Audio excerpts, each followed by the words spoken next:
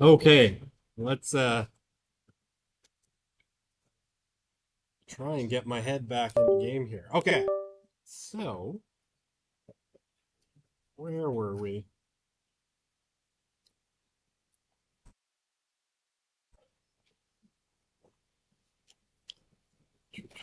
All right, so ah, all right. So let me see if I can get my head back in the game here. Reading week, and it would be better if I had finished a topic before reading week and then could come back with a new topic. But I didn't do that because, I'm not that good at my job. So today, we get to jump back into where we were before. And these are all questions that were posted before reading week. And I got to try and remember the context of them because I was rushing and I didn't get a chance to get in. Okay, I don't remember the context of this question, so I'm going to pretend it doesn't exist. Does moralistic therapeutic deism serve as a replacement religion for non-religious people? For some, but it's mostly, I think, at least according to Smith, Denton, Dean, and Snell, and anyone else who's thought about it, sort of a watering down of religion to make it more palatable for modern people or postmodern people, depending on how you want to phrase it. Could these differences in religious and non-religious use be attributed to social benefits you get when going to religious places? I will largely make that case in about 2 minutes. Okay. Do you think the results will be different for spiritual youth because they are somewhat detached from the communal aspects of religion? Probably. I think the communal aspects of religion probably explain a lot. Also, it's really hard to talk about spiritual but not religious youth because there's just not that many of them. They're hard to find in the data. I know everybody thinks there's lots of them, but there really aren't. Okay. All right. Where was I? So I was talking on the Friday before reading week when like 4 of you were here with me in this room. It was depressing and sad. You made me sad by not coming. Apologize to me later. Um, so what we were talking about was kind of life outcomes for American teenagers in that first wave of the national study of youth and religion. And one of the things that I largely that I'm going to make a case for, and that Smith and Denton make the case for in their book Soul Searching, is that a lot of this comes down to these 9 cultural factors. Now, as I've said last time, you can look at the video. Of the factors, 2, maybe 3 of them, I think are exclusively religious. The others are mostly having to do with community, right? So sorry, just underline the ones that are religious. I'm going to go through them a little bit and explain them in turn. And I'm sorry, this slide always takes me a long time because there's a lot going on here and there's a lot to say about each of these particular points. So, what potentially explains the fact that when we look at our religious teenagers, right, they had significantly better life outcomes across, every measurement, including, when you controlled for all sorts of demographic factors. What explains it? And these are the 9 factors that Smith and Denton point to. Okay, the first one is moral order, right? Man, it's even colder in here than it was in my office. It was really cold in my office. When I went in there this morning, it was like 15 degrees. And I had to turn on my little space heater. Maybe I'm cold now because it was like 28 degrees when I left because I've been running the space heater all day. And now I'm like, it's cold in here. Okay, so moral order. So, what religious people have, and again, we talked about this a little bit kind of towards the beginning of the course, right?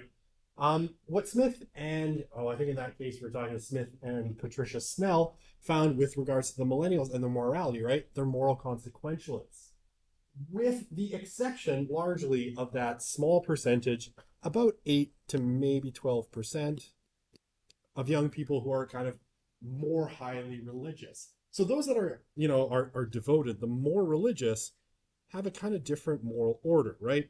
Now, what's interesting about the moral order they have is, well, a couple of things. A, it's largely one that isn't of their own making. So it's very quick access, right? If they're trying to think what the right thing to do in any particular situation is, it's not established by their desires and preferences. It is largely, set by community rules, codes within their communities, things they've been taught that, say, Christians or Jews or Muslims think are moral, right? So it's not established by their or other religions, right? More than those three. But it's not their own desires and preferences. So they're not making ad hoc or on the spot decisions about morality based on their own personal preferences or their own sort of personal moral judgments. So what this looks like, especially when viewed from the outside, is, and this is what Smith and Denton say, is that American religion promotes specific moral directives, right, around things like, oh, let's highlight these, break out the old highlighter, specific moral directives of self-control and personal virtue grounded in long historical and narrative traditions. Now, because they're grounded in these long historical and narrative traditions, they also happen to be the things that say, if you took like a generalized American morality and said, what is a moral person to an American, right? It would largely overlap, right? So it'd be things like honesty, hard work, personal virtue in all sorts of ways. These would be things that, adults in general would, oops, I want my pen back, have seen as virtuous. So the fact that these young people, tended to embody this because they were following these religious moral directives, or religious moral orders, tended to make them seem trustworthy to adults, right? So adults were more likely to put their trust in them. Okay, number 2. Spiritual experiences. I think this one doesn't need a ton of explanation. If you're in a religious community, right, you will at some point likely have some kind of religious experience. Whether it's some kind of what Durkheim would call collective effervescence, right? You feel the movement of the spirit or something else, right? I'm more familiar with the Christian language than I am with, say, the language of other religions, but you're going to have some kind of, maybe you find you're a Buddhist and you put yourself into some kind of ecstatic, meditative state, right? You have an out of body experience, while you're meditating, or something else, right? I don't know, maybe you do some shrooms and you have a religious experience, who knows, right? Whatever it happens to be. Not a typical Christian practice, but certainly some other religions, do practice using psychedelics. But you're going to have some kind of spiritual experience, and largely those are going to reinforce, the moral commitments from here, and the constructive life practices that come from them, right? Now it's usually pretty mundane, right? It's usually like, you feel like the presence of God or whatever deity you believe in, or whatever it happens to be. It's not usually like, some kind of transcendent or, ecstatic experience. It can be, but it usually isn't. And it just tends to reaffirm, those moral commitments through spiritual experiences. So those are explicitly religious, obviously. Okay. I'm going to go slightly out of order.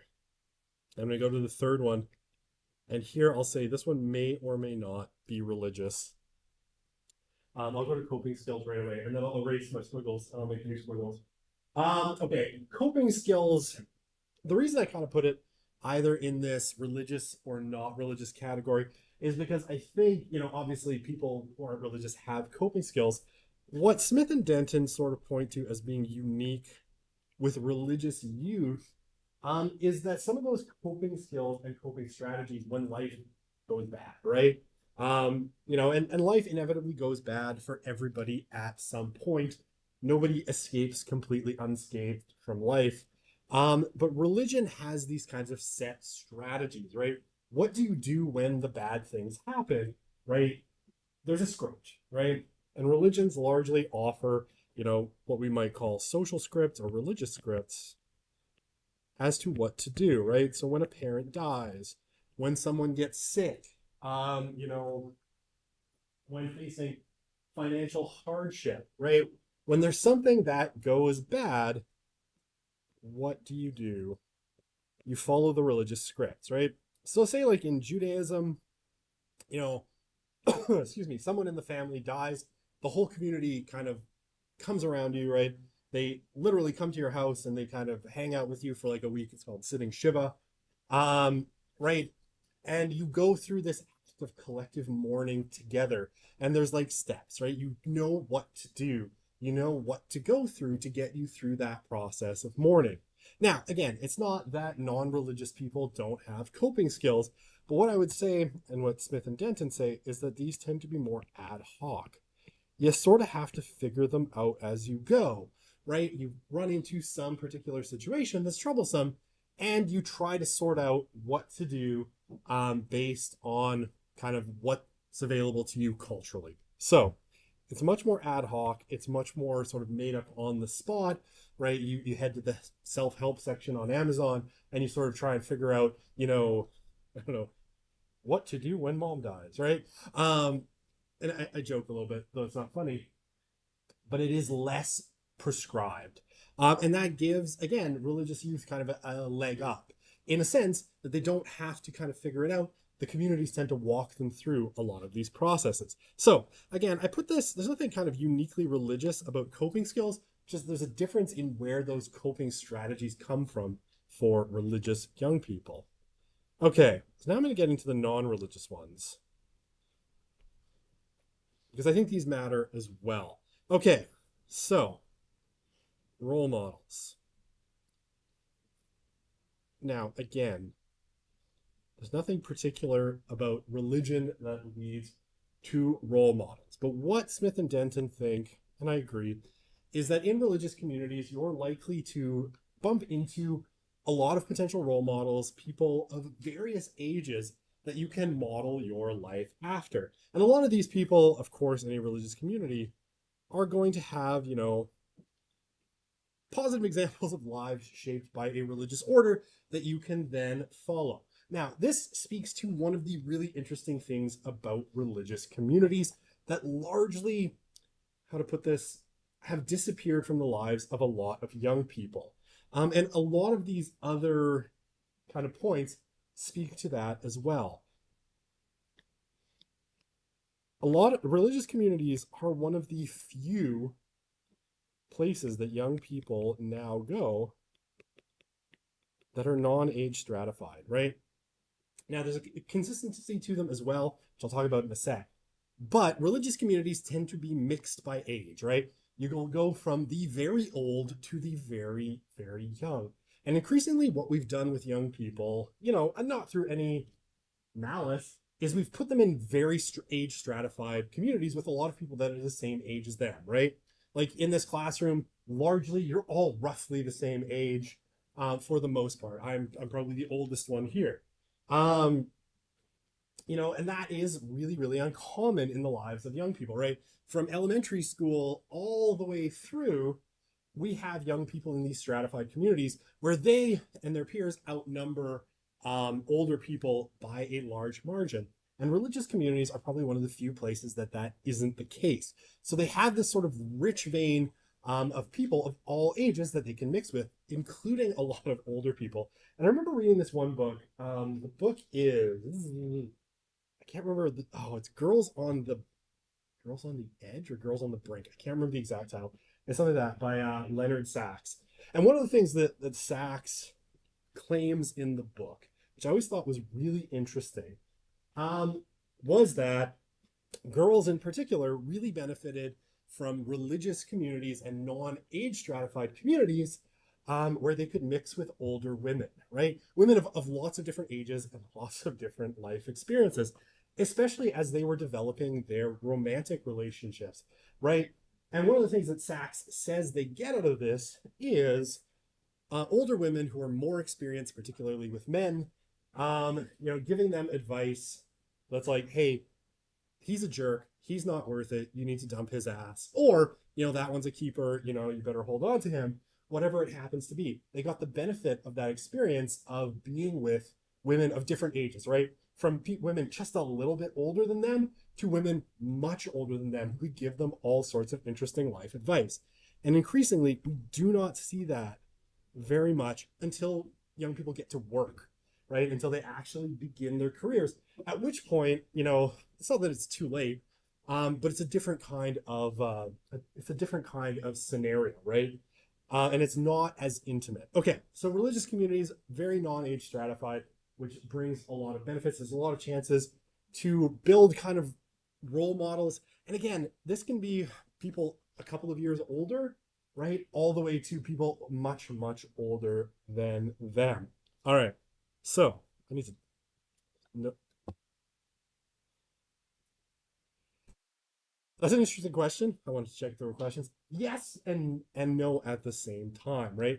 The communities themselves sometimes have youth groups, but generally speaking, those young people don't only participate in the youth group, right? They're also invited to participate in the wider community in a number of ways. So it's not as stratified. Yes, sometimes they break them off into youth groups. That's not universal.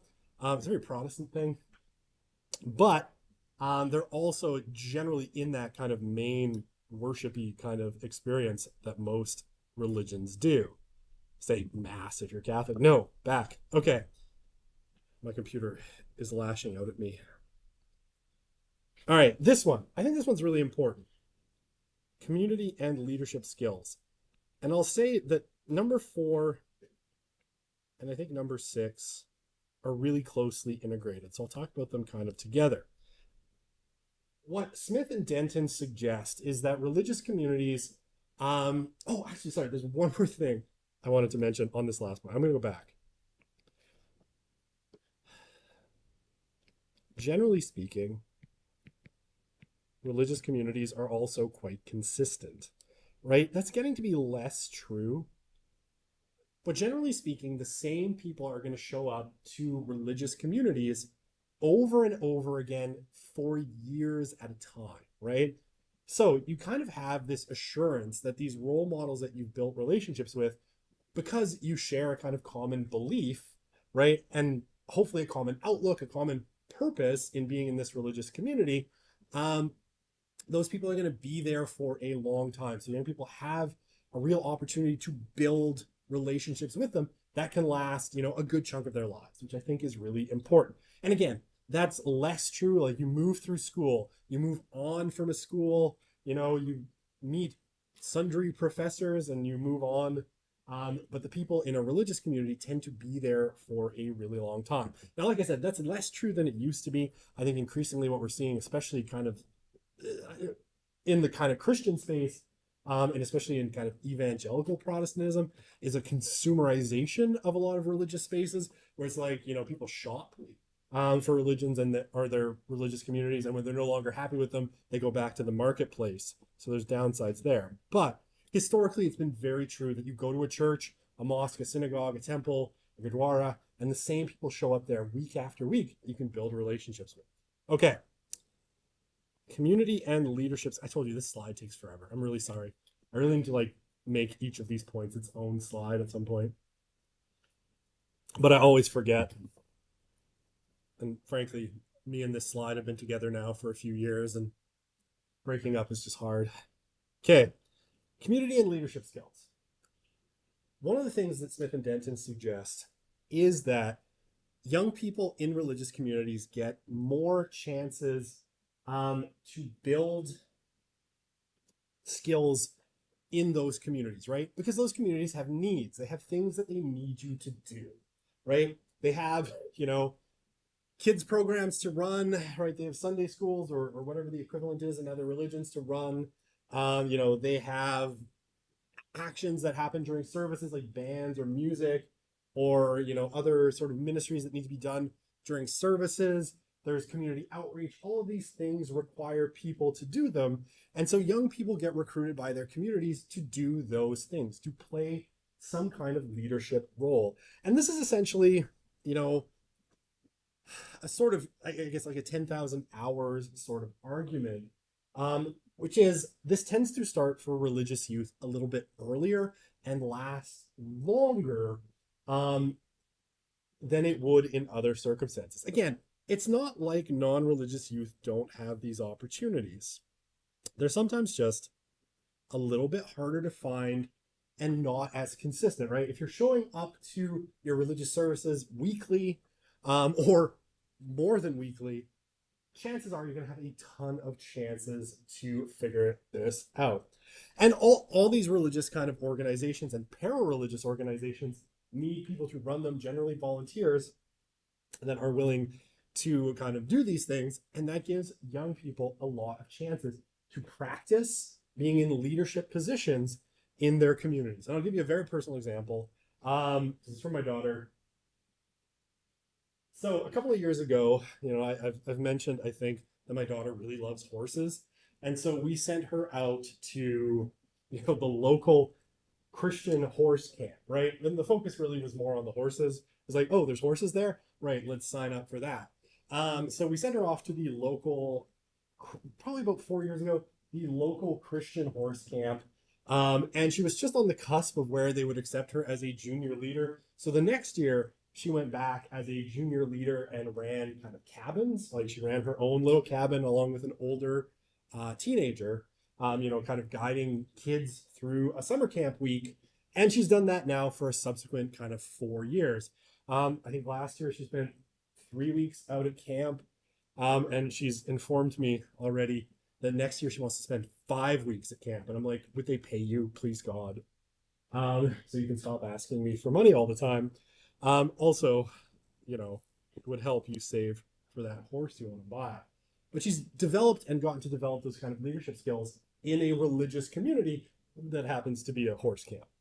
But there's lots of opportunities for things like that.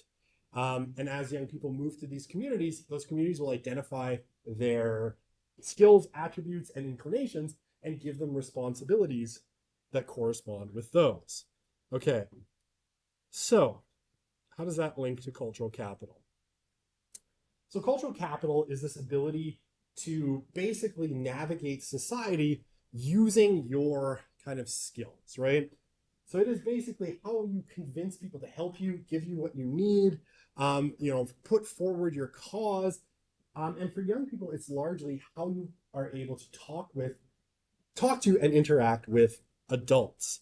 So when it comes to cultural capital, one of the really significant things for religious young people is because they're practicing, for that devoted portion, because they have more time spent in community and leadership skills, they're practicing those skills more and more. They're getting into conflicts with adults, right? They have adults putting demands on them. They get into fights with them. They learn how to navigate those things. They learn how to navigate, let's say at a summer camp that features horses and also some Christianity. They get to navigate challenges with children, with other staff, and all sorts of problems, right? And that builds their cultural capacity that they're going to use later in life to thrive. Okay, so I think we've made it through 1, 2, 6. And I promise I will get through this as quick as I can. Social capital. All right, this one's pretty easy. So basically social capital, if you were to put it in very kind of basic terms, it's your social network, right? And it's specifically your social network of people, like people people people and the people that who they know, right? Your social connections and your ability to leverage those into getting you things that you want. And again, one of the things about religious communities that's increasingly unique, and missing from a lot of other aspects of young people's lives, is the fact that, again, you have this pretty consistent group of people. You all kind of share common beliefs and a common cause. And so generally speaking, they can help you get what you need out of life, right? So whether it's you need a summer job, right? And you want an internship at an engineering company because you're studying engineering, right? If there's someone in that community that is an engineer, maybe they can help you, right?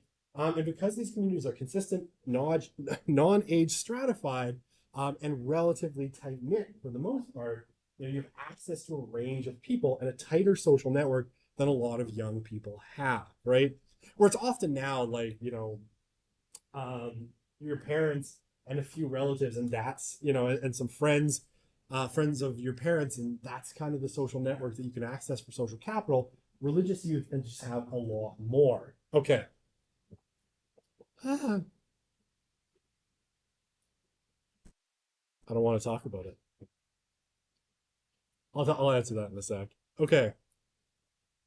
All right. Network closure.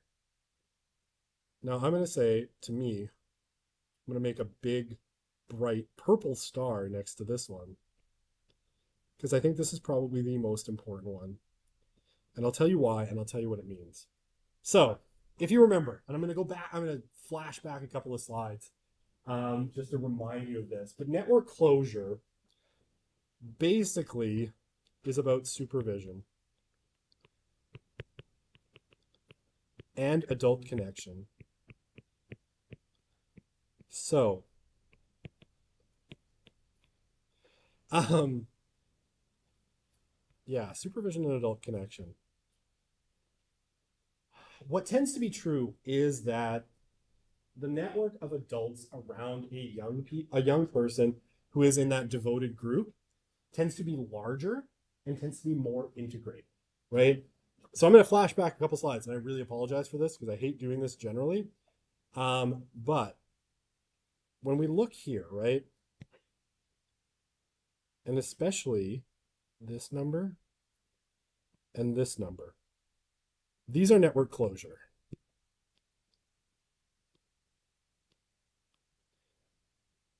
There are more adults that these young people know, right? Considerably more, right? They're well above the average. They're like an adults that they feel they can turn to, um, not including their parents, right? Way more than the other categories, right? About three-ish more. And then more supportive adults, the adults, sorry, adults, the teens, parents know well enough to talk to, right? 7.3. And again, all those other categories are lower. So what does that mean? It means that there's more communication going on around a young person, um, so that if something goes wrong, right? If they, I don't know, get in with the wrong crowd, they start taking drugs, they're depressed, they're self-harming, they're whatever, right? Whatever it happens to be, whatever antisocial behavior that you think parents should know about, it gets caught earlier and more often because A, they're with more adults, they're supervised more, those adults are talking to each other more. And this means more problems get caught before they become serious problems, right? So that network closure means young people's issues don't evolve into major issues, right? Little things get caught before they become big things, and parents are made aware more quickly. Okay. And then the last one, this one I can do in about 30 seconds. Extra community links.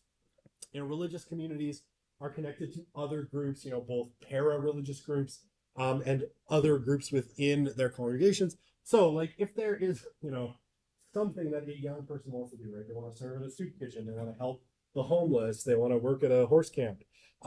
Those communities are connected to other communities that can basically enable that to happen, right? So, it gives a richer kind of variety of life experiences available to a young person with a lot less effort, right? Okay. Wait, Zoe, that was that slide. And I said 32 minutes. All right, we did well. Are the midterm grades posted in Canvas the final grades, or am I still working on them? They are the final grades. Now, again, I'm open to looking them over, um, for sure. So if you want to book an appointment, we can have a look at them. But yes, they are the final grades. I finished them on Friday, and I released them 2 minutes before class because I didn't want anyone emailing me over the weekend because sometimes I feel like I have to answer and I didn't want to. Okay, so I'm going to very quickly talk a couple of other things in terms of life outcomes. And then we're going to talk Gen Z, and then we'll be done with religion. Because Gen Z looks a little different from the millennials. Okay, so National Study of Youth and Religion, right? It did its first wave when our young people were 13 to 18. Excuse me, 5 years later, right, it did its second wave. And basically, you had youth 18 to 23. And so, um, the basic pattern of life outcomes kind of holds. The devoted still broadly had better life outcomes than the other groups in the study. Now, that said, the proportions had shifted, right? The devoted had become a much smaller part of the sample. As young people went through emerging adulthood, a lot of them fell away from religion, and more of them moved into that sporadic or disengaged category. Right? So 8% were devoted when they were teenagers. It was only 5 in emerging adulthood. Pardon me. The regulars, right? We're down at 14% from 27. The sporadics were about the same, but as you see, right, the disengaged grew from 12% to 25% of the sample. So they saw a big jump. Okay, so what you would, like I said, and I'll try to go through these quickly because I know looking at charts is super fun, but the general pattern kind of holds. The devoted still have better life outcomes on the whole than their less engaged peers, right? So, more of them feel, for example, extremely close to their moms, right? More of them get along well with their moms than any of the other categories. Talk to their moms about very personal things, right? A 15-point gap. They're more likely to feel like their mother understands them very much. And then fewer of them are close with their dads, but still, they tend to outperform the other categories. Right? I guess still a minority feel their dad understands them very much. There you go. And then parental breakups, right? They'd seen fewer parental breakups than their peers, right? About half of the disengaged, a little less than half had seen their parents break up, and it's only about a quarter for your devoteds, and then 2 or more times, right? You've seen your parents go through a lot of relationship shifts. Okay, so weirdly, it's these middle two or actually no, sorry, I'm reading that backwards. Anyway, let's move on. Social engagement, right? Um, they're more involved with organizations, right? A little bit more than the average. About double in terms of engagement than their disengaged counterparts. The total number of organized activities involved with, right? So they're more engaged in community life. They're more engaged in activities than the other groups. It's not a huge spread between the regulars and the sporadics, but it's still kind of there. Um, you know, Obviously they're more involved with religious organizations. The disengaged aren't involved at all. No surprise there. And that seems to be the difference, right? Is that your devoted are engaged in both religious and non-religious activities. And so the scope for people as they get less involved with religious groups is just smaller, right? There's only those non-religious groups. So there's just less engagement, right? Okay. And, this is probably evened out since then because this is still back at kind of the early days of social media. They spent less time on social media their peers. But like I said, this is probably evened out since then, though we don't have great numbers. Okay. Risk behaviors, right? They're still less likely to engage in risky behaviors, right? Things that we tend to think are harmful over the long term, like drinking alcohol, right? Weekly or more, they're 11% disengaged, and pretty much everyone else is, much higher than that, half. Binge drinking. Now, binge drinking is uniquely bad for you. right? I don't know if it's worse than drinking consistently. No, binge drinking is bad. Drinking all the time is alcoholism. Um, but binge drinking is, just a generally negative behavior. It's bad for your health, right? And we see a much smaller prevalence of binge drinking, three or more times in the last 2 weeks. They're the lowest and they bring down pretty steadily here. They smoke less, right? They smoke marijuana less, and marijuana is, again, sort of uniquely bad for young people. They've been in less fights in the last, more than once in the last 2 years, and they're less likely to say they take risks, right? Okay, so I'll try to blast through this. Um, in terms of just well-being, again, they feel better about themselves, right? They rate their health as better. They're more likely to be in a healthy body weight kind of category according to BMI. They rate themselves as happier, very or somewhat happy, right? A lot. 10 points more than the sporadics and a lot more than the disengaged. And again, there's no real explanation for this. It's really hard to kind of figure out why it is. And they're less likely to say that they're somewhat or very unhappy, right? And then they think about things like the future and the meaning of life more. They say that they rarely or never feel depressed. There's a 10-point margin between them and the disengaged. They feel loved and accepted kind of more, right? They feel they're less likely to feel that life is meaningless.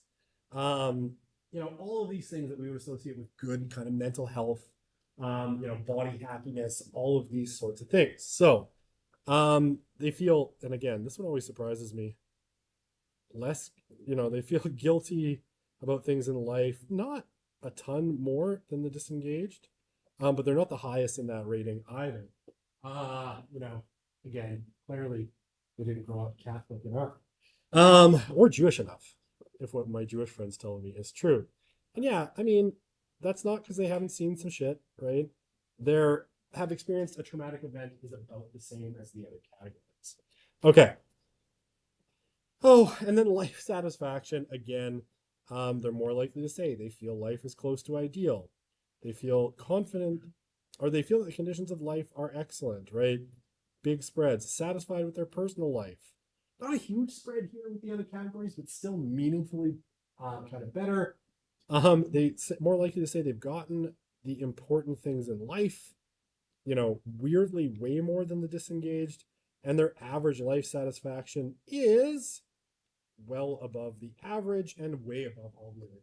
So, just happier, better adjusted, they are doing better. Okay, the takeaway. So, I mean, there's just kind of obvious ways, and that the religiously devoted are different than other emerging adults, right? Um, they just seemed like they were at that point, adjusting better to emerging adulthood. Now I always say this. This is my commentary. It's really hard to say how this helps us, right? Because religion is one of those things. Either you have it or you don't, right? It's not like someone can say, oh, you're depressed, you're unhappy with your body image, go become religious. It doesn't work that way. But it is kind of an interesting tidbit to note that it seems religion seems to help young people move through the teen and emerging adult years in a little bit better a state than they would have been otherwise. Now, again, I think this all has to do with community, right? They are more supported. There are more people they can turn to. And increasingly, that is not happening. I forgot one thing on that slide with a million words that I need to go back and tell you.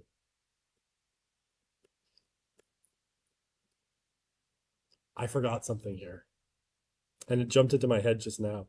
This is what happens when you lecture entirely without notes and only with things that are in your head. Okay, social capital. I want to tell you one thing about social capital.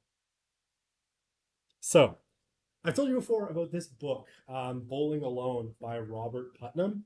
One of the claims that Putnam makes in Bowling Alone is that roughly, he says, about 55% of all social capital generated in American society is generated in religious communities, right?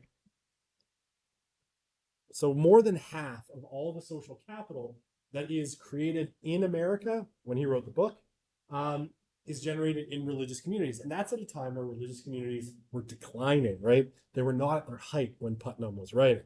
Okay. Religion is so much fun. I love sociology of religion. It's my favorite. All right. How am I doing for time? Oh, so amazingly bad. All right.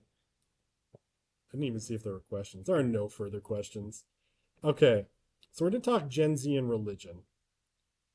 Okay. So, I already talked a little bit about this at the beginning. I need to probably move this slide. I forgot that it was here. So I'm taking a bunch of this stuff. Let me go back one slide from our friends at Springtide. Oops, purple is not going to show up there. Red. So this is Springtide Research Institute. Okay. So again, they're an American institute. They're based in Colorado, and they do a bunch of research on young people and religion. And they did this really interesting study about 2021 now. Now they've continued to kind of publish kind of yearly updates, except for this year. Usually the update comes out right around now, and I haven't seen them announce it yet. So maybe they're not doing one for this year, which would be tragic for me because I use them and I like to update the materials every year. Um, but in 2021, they talked about kind of, and they surveyed young people on their religious identities and how they construct them. Okay, so here's a couple, and again, I guess I noted at the beginning, right? The young people are very different in the way they understand religion. Again, Springtide does a really good job here, I think, just in asking, with this category, just Christian. Basically what we see is about half of young people still identify as, a little bit more than half, identify as some kind of Christian. And then you have a lot of kind of mix in the other kind of categories, right? You've got, wow, there's 1% that are Unitarians. I only noticed that just now. 1% of American youth are Hindu, about 2% are Jewish, Buddhist, Eastern Orthodox Christians, about 4% Muslim, 5% Mormon, 5% something else. I'll inevitably always wonder what something else is. I hate that category.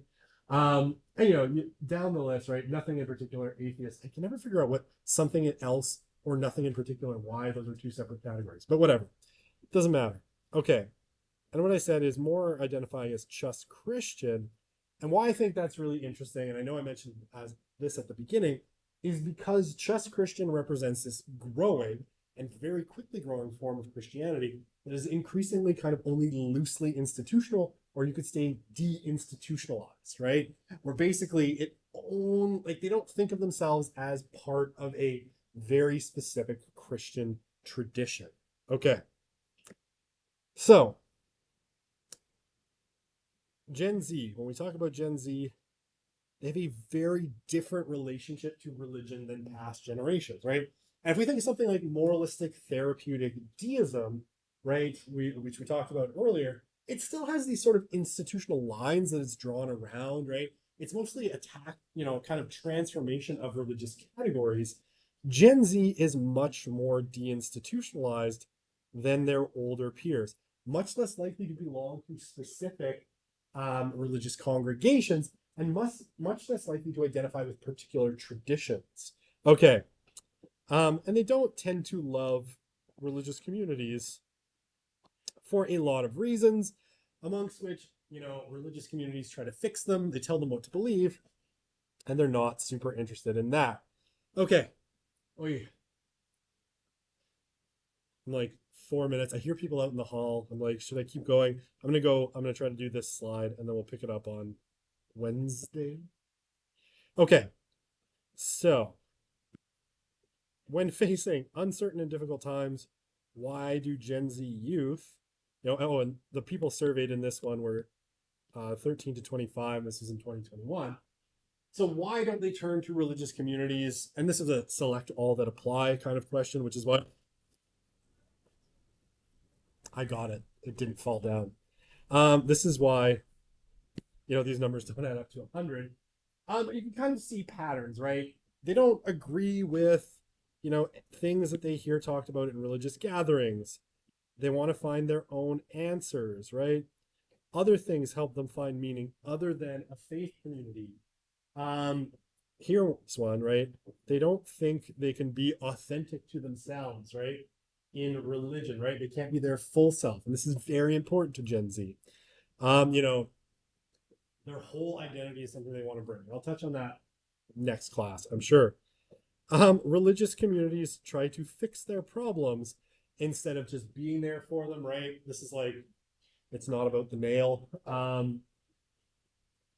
Rather than just listening, religious communities try to give them answers, usually religious answers, and that doesn't seem to be what they want. Um, they try to give them answers, but they're looking for something else, and then they're restrictive. Some of them just don't know how to get connected. They have other communities, right? They don't feel welcome, or the religious communities don't welcome uncertainty, doubt, or asking questions, right? So religious communities seem very rigid, and that's not what Gen Z is looking for. They're very open and they're very exploratory, and I'll touch on that because their model of faith is really different and really interesting. All right, and obviously there are things that make them uncomfortable. You can think of like LGBTQ issues probably being there, and then they don't think these institutions will care. They don't trust religion, right? They're deinstitutionalized, right? They have doubts about organized religion. They don't feel safe within religious or faith institutions, right?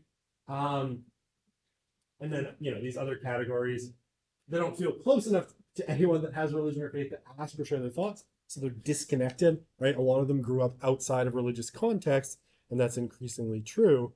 They didn't do anything religious as a child.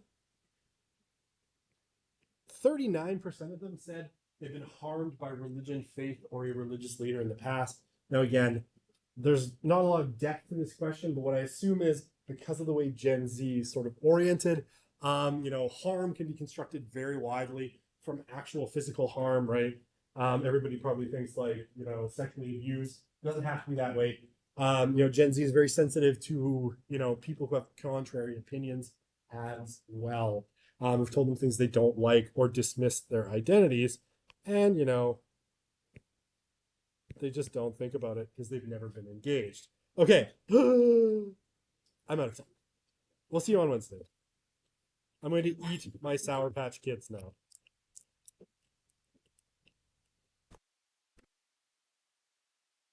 No, they spelled my page.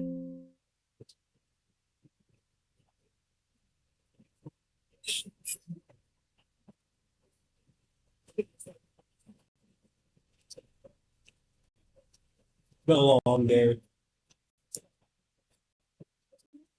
Horrible. It was horrible. My daughter was in the hospital for 2 days. She had her tonsils out, and then she had complications from her tonsils. So I got to do most of the marking on the hospital bed right across from her. She's doing okay. Yeah, a lot of pain still. She had to get surgery twice. Well, that's no fun. It's okay. Otherwise, it goes on for hours and hours. What can I do for you, Ashley?